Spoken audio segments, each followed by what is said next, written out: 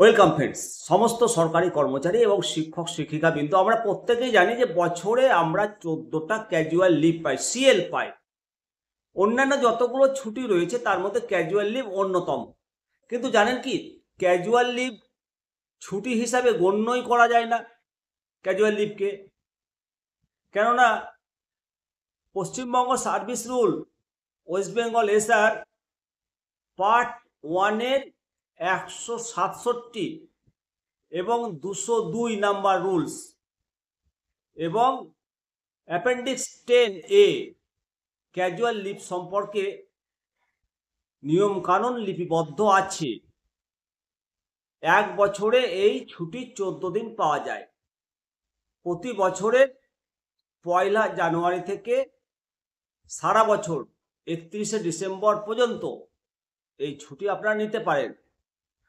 তবে এই ছুটি ক্যারি ফরওয়ার্ড হয় না, অর্থাৎ এক বছরে 14 দিন ছুটির মধ্যে যদি আপনার সিএল বেঁচে যায় তবে সেটা পরের বছর নেওয়া যায় না, ওই এক বছরের মধ্যেই সীমাবদ্ধ থাকে।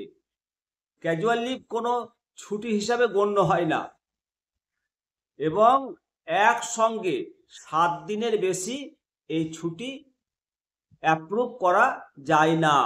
এক্ষেত্রে সানডে বা কোনো হলিডে থাকলে মোট অনুপস্থিতি যেন 7 দিনের বেশি না হয়। ধরুন কোনো সপ্তাহে রবিবার, সোমবার, মঙ্গলবার ছুটি ছিল, বুধবার বৃহস্পতিবার অফিস খোলা, আবার শুক্র শনি রবি ছুটি থাকলে আপনি যদি ওই মাঝের বুধ এবং বৃহস্পতিবার ছুটি চান তবে সেটা মঞ্জুর করা যাবে না। কেন? এখানে মোট অ্যাবসেন্টের পরিমাণ 8 দিনের বেশি হয়ে যাচ্ছে। সেজন্য ক্যাজুয়াল লিভ অন্য কোনো ছুটির সাথে মিলিয়ে নেওয়া যাবে না।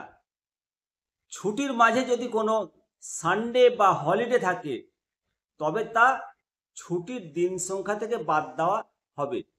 যেমন ধরুন আপনি শুক্রবার থেকে মঙ্গলবার পর্যন্ত ছুটির আবেদন করেছেন, এর মধ্যে একটা রোববার আছে, এক্ষেত্রে আপনার অনুপস্থিতির দিন 5 দিন, কিন্তু আপনার ছুটি অনুমোদন হলো 4 দিন। এই 4 দিন আপনার 14টা সিএল থেকে বাদ যাবে। অবশ্যই এই সম্পর্কিত বিভিন্ন ছুটি ছাটা সংক্রান্ত বিভিন্ন তথ্য পেতে অবশ্যই কমেন্ট সেকশনে কমেন্ট করবেন এবং চ্যানেলটিকে সাবস্ক্রাইব করে রাখবেন। জয় হিন্দ, জয় ভারত।